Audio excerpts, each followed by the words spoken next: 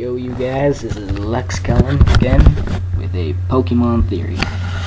We are going to be talking about Cubone and whether or not Cubone's mother was originally a Kangaskhan. Now, personally, I believe that its mother was a Kangaskhan, but not a regular Kangaskhan. This one was separated from its mother when it was young, traveling throughout Kanto, maybe trying to find its mother, suffering from malnutrition. Somehow this thing got to an older age old enough to have kids, and then it had like one or more Cubones. But they weren't regular Cubones yet. They still had, like their mother, no skull yet. This little Kangaskhan couldn't have a skull because its mother didn't die. It lost its mother. Somehow, despite Kangaskhans being very, very protective. Now, this little Cubone that this Kangaskhan had maybe found a bone for protection. Maybe its mom told it to put it on, because its skull cap looked very similar to a Charizard skull. However one of those would die, I do not know. Now, when they were traveling near Lavender Town, maybe looking for some more food, because they probably both had malnutrition. Whatever happened to the thing's husband, I will never know. And to protect its child from Team Rocket, which was attacking them for the little Cubone, it lost the fight, died, but the Cubone got away. Then it ended up at Mr. Fuji's house, where Red came in. When Red heard the story of what Team Rocket did to the little Cubone's mother, he promised to take them down. So he went into the Lavender Pokemon Tower and proceeded to attack Team Rocket. But he was stopped by the Cubone's ghost, telling him not to go any further. From the Marowak's or Kangaskhan's ghost, telling Red that he could not go any further, so he had to obtain the Slipscope. When he obtained the Slipscope, he learned that was in fact Marowak's. That was in fact Cubone's mother. And then, at which point, he brought Cubone to appease the spirit, and then he went into Team Rocket, and Cubone asked to fight the Team Rocket for him.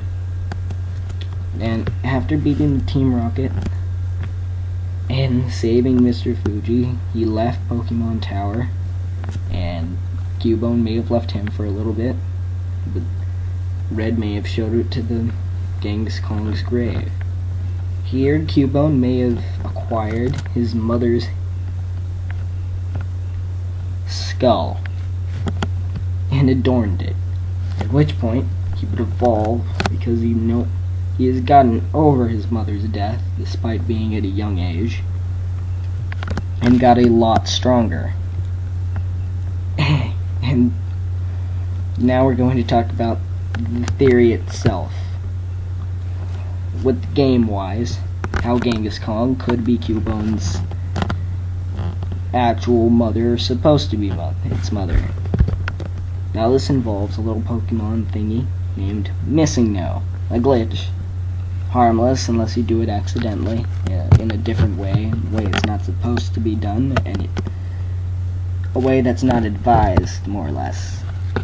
Now, this Pokemon, when you level it up, it can become a Kangaskhan.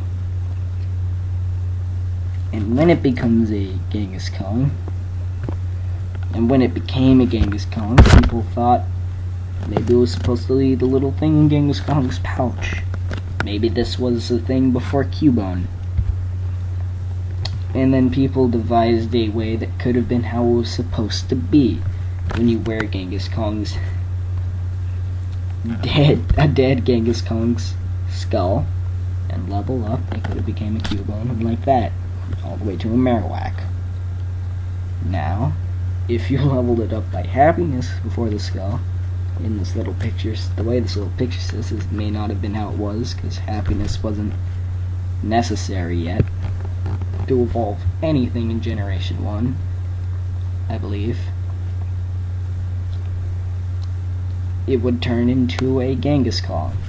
Now, a couple of the problems with this theory. Kangaskhan has a pouch. It's a marsupial. Kangaskhan has soft ears. Cubone has hard ears, if that is indeed the skull of its mother.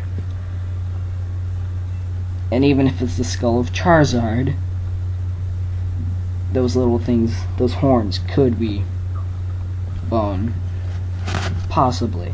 But it's still not the skull of his mother. I think. I hope. Oh god. Oh god. Okay, but,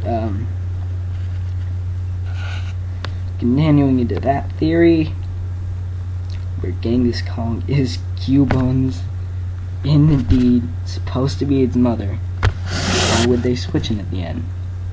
Too dark? True. Now, some things that could help it. The baby in Kangaskhan's pouch, I do not believe, has a pouch. There are no male Kangaskhans. This could have worked if they only made Marowak's male. Next, Kangaskhans were hunted. It says it in their pokedex entry. They were hunted. So it's completely possible that somebody could have killed a Kangaskhan, and its little baby would put on its skull for some reason. One messed up little emo Cubone, and then it would evolve eventually into a Marowak. Out of anger, maybe. In spite. Kinda makes sense. But once again, odds are, over one generation... No, not even that. This is its baby. Its baby has hard ears. The Kangaskhan has bones where its ears are supposed to be. That's not right. Something's wrong there. Okay, well, I think this theory is getting a little long.